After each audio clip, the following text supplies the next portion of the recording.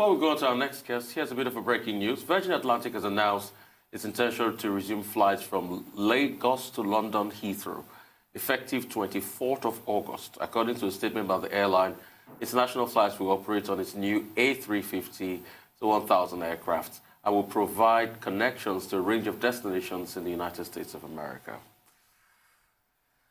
All right, that's the breaking story there. In the wake of the death of President Muhammadu Buhari's chief of staff, the late Malam Abba Kyari, there was a deluge of articles written by newspaper columnists and many others that elicited several reactions in order to capture the numerous opinion pieces for posterity's sake.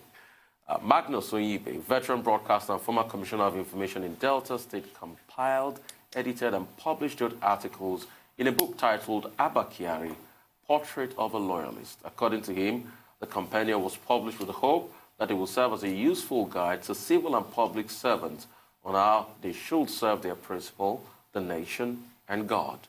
Mr. Onyibe has now joined us to throw more light on this interesting publication. Welcome to the program, sir. Real quickly, make sense of the good, the bad, and the ugly. This compendium of a life of Malam Abba Kyari. Make sense of it for us. Very good morning to you. Thank you, sir. It's, as you described it, a compendium. It's tributes from here and there, both local, international, and they speak volumes about the man. Some are very good, some are not so good, and some are outrightly very, very bad. So I felt that, it spoke to what leadership is about in Nigeria and how people comport themselves or conduct themselves and how posterity could also view them or what people could say about them when they leave office. In this instance, unfortunately, the man passed away while he was still serving, and people from all over the world, spoke their minds. They are in different platforms. I decided to pull all together so that people can learn their lessons. There are people who said the man was a very good man. There are people who said the man was a very, very mean man. So it depends on from whose perspective. But the whole story is there for people to draw their conclusions. Well, Magnus, first, congratulations. I was quite impressed with the speed with which you brought out the book. Thank you, Ruben. And I read your preface. I enjoyed it very much. But let me ask you, the pervasive opinion, which you also alluded to, is that Abba Kyari, Malam Abba Kyari, was de facto president. And you yourself refer to him as Mr. Fix-It, after the mode of the late Chief Anthony Anene. Was he really the de facto president? He was, actually, it boils down to the leadership style of the president. Mr. President is the sort that devotes power to his trusted allies. He has always done that from when he was the head of state, and Diagbon was his deputy. General Diagbon did all the work, or people appeared to see him as having been the one doing all the work at that time. To when he was chairman of PTF, Ahmed Salihijo was also seen as being the one doing the work. And came Abba Kyari. The man is a silent operator, as they like to describe him. Some say he's taciturn, but he operates from the back. And the person who's in front pulling the strings would be assumed to be the one that's running the system. But the person may just be a puppet. A lot of people didn't see it as such. They felt that somebody like Malam Abba Kyari was not voted for, he was not elected, and he was doing all the job. But Abba Kyari kept telling the people that he was doing his boss's bidding, that his principal was giving instructions, and he was carrying out the instructions. So, and it's not the first time something like this is happening. If you recall, not long ago, British people wanted Cummins, Dominic Cummins, the advisor to the Prime Minister, to to be sacked, or they asked him to resign because of a breach of protocols for COVID. And Johnson refused to let him go because he was very instrumental to his government. And similarly, if you think back in the USA, there was one Karl Rove who did a similar thing for Bush II. Then you also have Dan Asherod, that we all know very well. He has been here a few times to Nigeria. He was also the brain behind Obama. He did all the dirty work for him and fixed a lot of things. So from time to time, fixers like that appear in the horizon, and Nigeria is not an exception. Thank you for that. I also appreciated the part of your book where you made a case for the Chief of Staff. We discussed it on this show when there was a bit of a storm in a teacup when President Muhammadu Buhari instructed his ministers to reach him via Abba Kyari, and some people were up in arms, but we had to talk about the role of the Chief of Staff, which is what you've just done. Now, when I was going through your book and the different parts, from the saccharine tributes, the good, then the bad, which were critical, and the ugly, which outright condemned the man. I recalled William Shakespeare's play Othello, with Michael Cassio saying his reputation is lost, and that's the part of him that's immortal. Everything else is bestial. And Iago telling him that reputation is a false imposition, often got without merit and lost without deserving. Absolutely. So in all of these opinions about Abba Kyari, what have you been able to distill as the truth? The truth is that Abba Kyari is not an ogre, as people would like to make him, appear to be. I also don't think that he was a power grabber. I think the power that he wielded, was given to him by his boss. And his boss, having that management style, which is actually not a totally bad thing. People should delegate, and as I pointed out somewhere in the Bible, Moses' in-law, Jethro, advised him on how to devolve power. So the man has a style of asking people to do the front job while he stays behind, and Abba Kyari, in this case, was the person who was in the front line. I actually don't think that Abba Kyari was a very vile person, but he was a secretive person. He was, he did things his way. He never really got ruffled by anything. And when he was determined to do something, it was difficult to bend him. He was not such a bad person with respect to whether he was corrupt in terms of, stealing money or wanting to amass wealth. He was a frugal person, and that did not just emanate now. It's been his style right from time, even when he was MD of a major bank. He stayed in a flat. He didn't live in the mansion that the bank offered him and all that and all that. So he was largely misunderstood, but he didn't use the opportunity that he had to try to clear the fog, so that people could see him for who he was. He was a little bit nonchalant about what people thought or didn't think about him, because he felt maybe he was not going to run for an election, and so he didn't need any endorsement from anybody or good feelings from anybody. But those are the mistakes that he made, and left very sour taste in the mouths of people. Right. How do you think he fared when it came to, treading the soft waters between your principal and, principles as regards human conduct and human relationship? And I say that because he had, permit me to use the word, some cool run-ins, in quotes, with the wife of the president. Which was constantly back and forth. You thought he could have, managed that a whole lot better, because obviously he was navigating through the principal, waiting that part of him and saying, do this, and, principles of, conduct and interpersonal relationship around the villa. Absolutely. Malam Abba Kyari was a very strict person, and also rigid. He was absolutely loyal to his boss. Any other thing didn't matter, maybe only God. He really didn't want to expose his boss to anything that would make him uncomfortable. And he made sure he put a total cordon over the man. So he cordoned off everybody, including people in his home. And that's what created the tension between him and the First Lady. So, people should, learn, as I said from the book, it's like a public administration instruction book.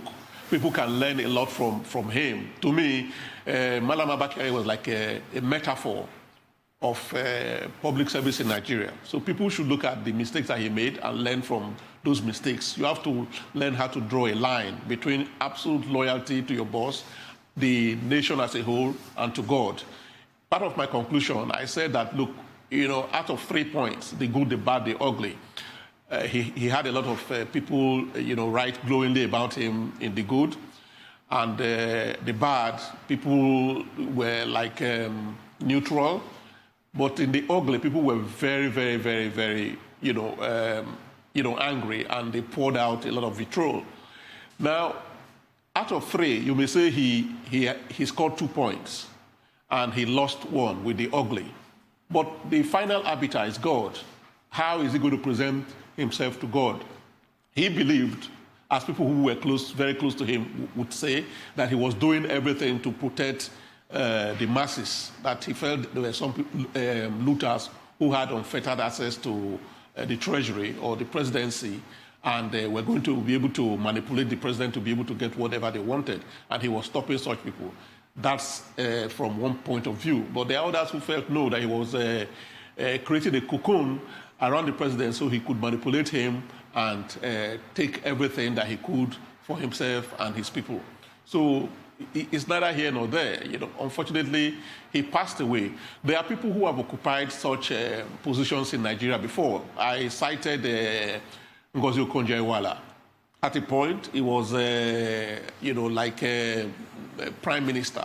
He was very close to the president, and she was managing the economy as a whole. And she had a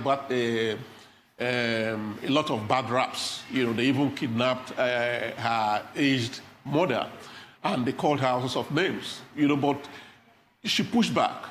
When she left government, she wrote a book, Reforming the Unreformable, and she hired media specialists that were always pushing back because she made enemies, especially with respect to governors who didn't want her to introduce the Sovereign Wealth Fund. They wanted to spend the money immediately, and she wanted to save some of the money for a rainy day like this, and they didn't like her, so they were ready to really denigrate her.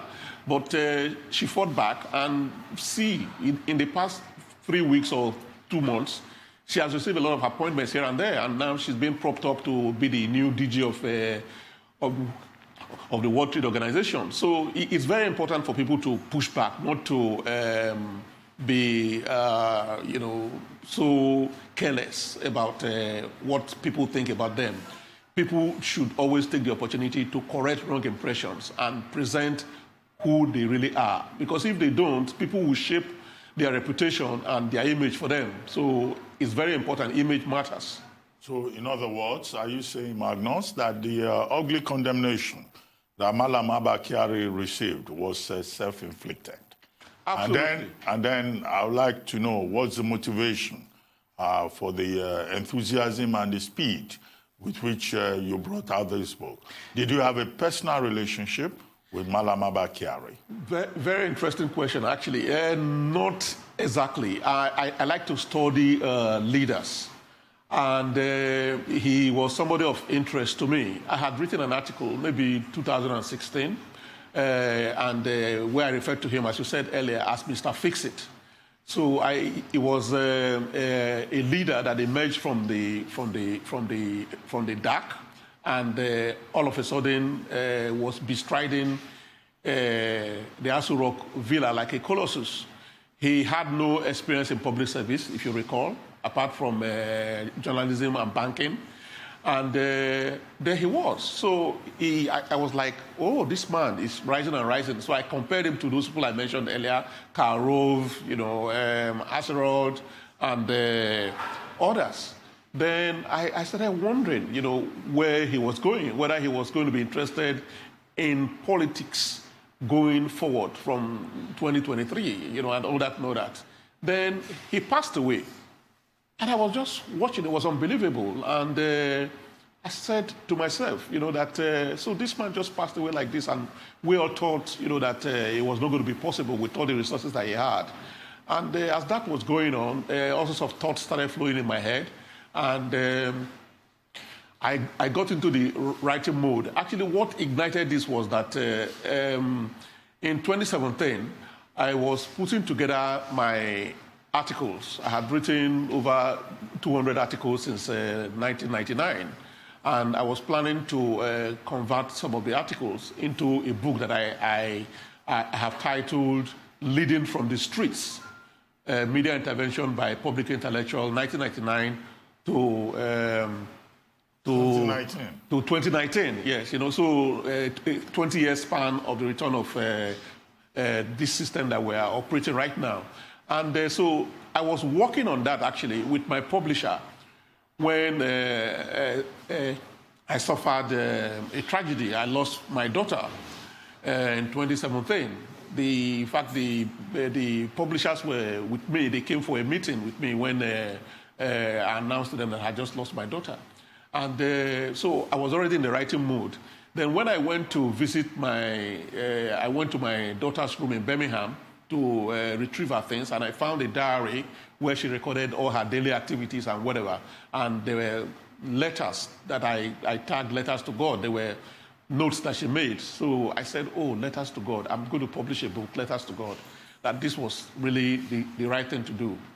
And I came back and I started writing the book. So I was already in the writing mode. So when this happened, I said, listen, I have to capture this immediately. And I started to gather all the information that I could get. Then I arranged everything in my head. And I remembered you also had an interesting article that you wrote, you, Ruben Abati. You wrote a very interesting article that is still, awe-inspiring. And in fact, if I had the liberty, I was even planning to ask you today what are the things that you didn't really present in the book that you could share with us, whatever. So I added your article. Then I know I had read the case for a chief of staff that was written by Chiampa for Harvard Business Review. And so by the time I put all of them together, it made sense. And it was flowing in my head. I also remembered The Good, the Bad, the Ugly, the movie that we all know about. And I felt, that, look, if I put them in different segments, it would be reflective of what Nigerians thought and felt about this man that had just passed away. Yes, that very famous article written by Dr. Abati about things that go bump in the night in Aso Rock. Absolutely. And you've been vindicated once again, Dr. Abati. But can I ask, in your postscript, you mentioned the new Chief of Staff, Ibrahim Gambari. What advice do you have for him? Because looking at the ugly segments of your book, some serious allegations were leveled against the late Abba Kyari, including that he has the blood of Nigerians on his hands because of that issue that he had with the NSA, that leaked memo that we all saw about his intervention with the security chiefs, what Rufai referred to, the squabbles with the First Family, nepotism, and even down to typos that were in correspondence from the president, which I suppose looks at like a lack of attention to detail. What advice do you have for Alhaji Gambari? I think Alhaji Gambari, being a seasoned diplomat, knows what to do. He is not being frontal. He's laid back. Those are the kind of challenges that Madam Abba Kyari had. He didn't have public service experience. He was coming from the private sector, so he didn't know that you have to tread with caution, and you didn't have to be very frontal about it and whatever. Gambari may be pulling the strings right now, but he's not showing up everywhere. You know, at a point, the nickname that they had for late Malam Abba Kyari was the Red Cap. At a point, people, you know, speak in secret places and allude to Red Cap being everywhere, wanting to be involved in everything and stuff like that and whatever. So he was very zealot. He was a very zealous person. He was a zealot of sorts in trying to protect his friend of over 43 years and the principal. And I think Gambari, you know, being a seasoned public servant that has been in the UN for a very long time and has been a minister and has gone through the system, would know that he has to be a little bit laid back. The chief of staff shouldn't be somebody who should be in front all the time. They should be in the office and working from behind. I think that is what the new chief of staff would learn. And the article by Dan Champa, that was published in HBR, actually, you know, is a big guideline for anybody to learn from. If he goes through it every time he wants to take major actions, I'm sure he will be better guided. Right. Tundu raised a very strong point about legacies. You know, you quoted Othello, the inside of legacies. And it's really very important. And you said something very profound, that, you know, some people earn reputations that they don't deserve. I mean, a clear example is Alfred Nobel. In fact, Alfred Nobel's brother had died, and the French newspaper ran a story that Alfred Nobel was dead. And the tagline was, "The merchant of death is dead." And they talked about how he discovered dynamite and the likes. And, you know, he said, "Oh, if I had died, this was how I was going to be remembered." And instituted the Nobel Prize from the money he had made from the oil industry. And today, everybody remembers Alfred Nobel for the Nobel Prize, not for inventing dynamite. Abba Kyari never had the chance to rewrite the wrongs. To rewrite the wrongs people perceived about him. What is the way forward for his legacy? Okay, maybe Abba Kyari did not reckon that he would pass away so soon. Maybe he was still hoping that as time went by, that he would do something about it. Because if you read the articles, the tributes, lots of his friends who are very versed in the business of managing reputation actually offered to assist, but he demurred. I'm informed that he calmly turned them down and said he was fine. Maybe he had plans, you know, that maybe at the 11th hour he would do something about it, or maybe he was also planning that his deeds would speak for him. Let's say, for instance, the power initiative that he was pursuing with Siemens in Germany came through, and that's something that Nigerians hold very dear, and he took credit for it. Maybe that would have been able to rewrite history for him, or improve his image, or make people not see him as a main person, that he acted the best interest of Nigerians at heart. So maybe he was looking at such things that would speak for him, but unfortunately, he did not live to see those things happen. Well, quickly, you've talked about the importance of image, the value of loyalty, and, you know, some lessons that can be learned. But before we go, could you help us identify lessons that other public servants can learn from the example of Malam Abba Kyari? Where did he go wrong? What should he have done? And what are those lessons that other public servants can learn, wherever they are coming from? I think, as I said earlier, holding public office is good. Leaving good legacy is very good. And being transparent is very, very good. Now, some people can't draw a line. Once they hold public office, they think that is the beginning and that's the end of it. They don't care about how they are perceived. They don't care about the feelings of people around them. That's not the right thing to do. Malam Abba Kyari's departure and the feedback from people now has made that very manifest for everybody to know that tomorrow is always very important for us to think about in whatever actions that we take. If we don't care about tomorrow, we will leave very bad legacy for our children and our family and friends to inherit. But if we do our best and we explain at every point what we are doing, people will understand us better. Can you remember the first tenure of President Muhammadu Buhari, the first 4 years? They said it was taciturn. He was not saying anything to anybody, and we were doing mind reading to be able to know what government was doing or what his intentions were. He had very bad rap then. He has better rap right now that at least people are speaking for him. That's very, very important.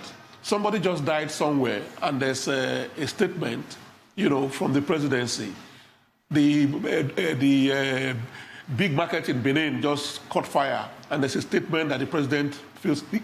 As far as I am concerned, as far as we may, care to know, the president probably doesn't even know about that fire.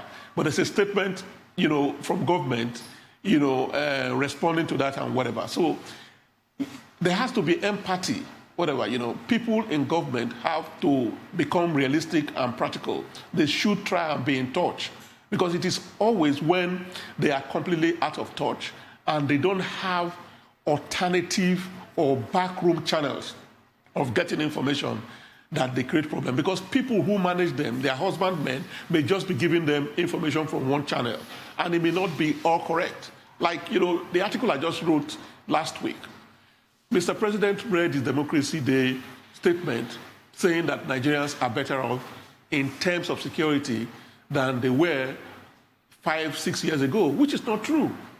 And I'm glad that Ruben harped on it again today. And I said, if the president had included in that statement that, included in that statement. Well, thank you very much, Magnus. Thank you very much, Thank you, Magnus. I hope the book is now available in the bookstores. Yes, and it we'll is. be able to get it. Yes, it is. Thank you very much for joining us. Thank you very much.